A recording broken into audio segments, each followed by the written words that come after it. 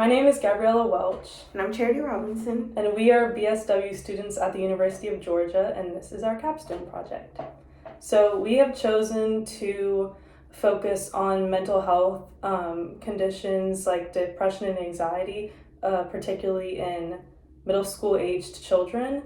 We know that 1 in 7 people between the ages of 10 and 19 years old experience a mental health condition such as depression or anxiety, but not limited to just that. Experiencing a decline in one's mental health can affect your social, emotional, and physical well-being, as well as creating barriers to learning. So young people experiencing depression or anxiety are vulnerable to educational difficulties, social exclusion, physical health decline, and even human rights violations.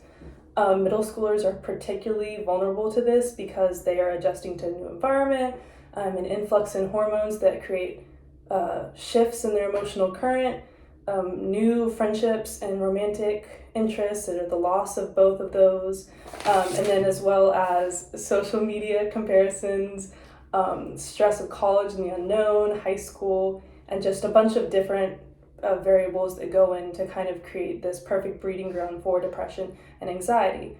What we've seen recently with the global pandemic is kind of an increase of mental health conditions in young people, especially because of isolation, as well as grieving loved ones, life before the pandemic, and just a greater fear of the unknown than what we've had before.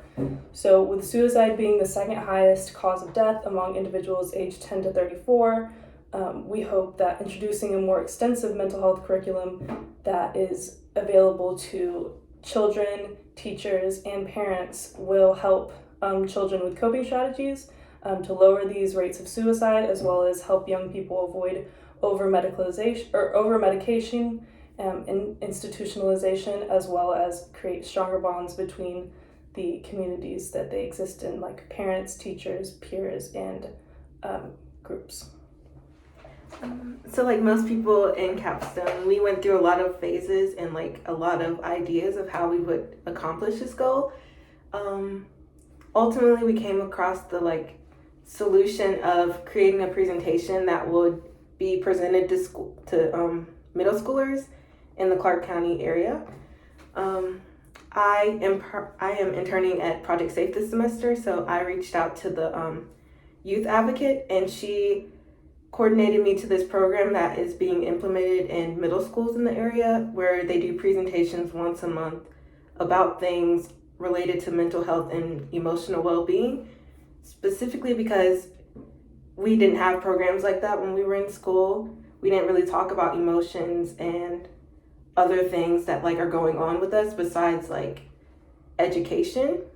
So they realized the importance of it because of what she's saying, the global pandemic and the rising rates of depression and anxiety in the youth.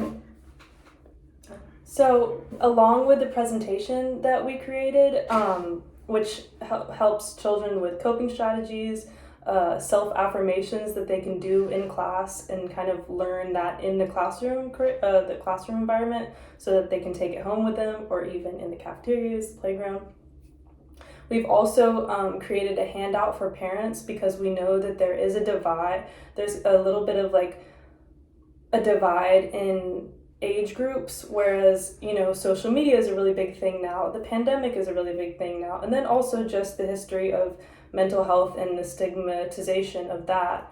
We've created this handout that parents can kind of get a little bite-sized piece of ways to identify a mental health decline in their child, or the person that is going in their house who's in middle school.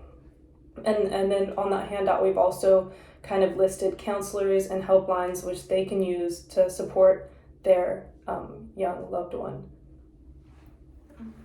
This presentation seems like a sustainable impact on the community.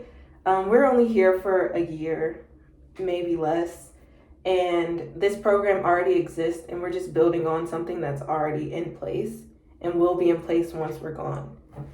Yeah, so basically we hope that with implementing something that is easy for teachers to use. All they have to do is pull up the presentation and use and print out handouts for the students. We're hoping that because this is so accessible, especially with technology in all the classrooms, that it will not be hard for teachers to just, put it on in class one day and kind of open up discussion for that. And our hopes for the future would be to destigmatize mental health and create a future where students are more empathetic and understanding, as well as the people around them, for those who are going through a tough time.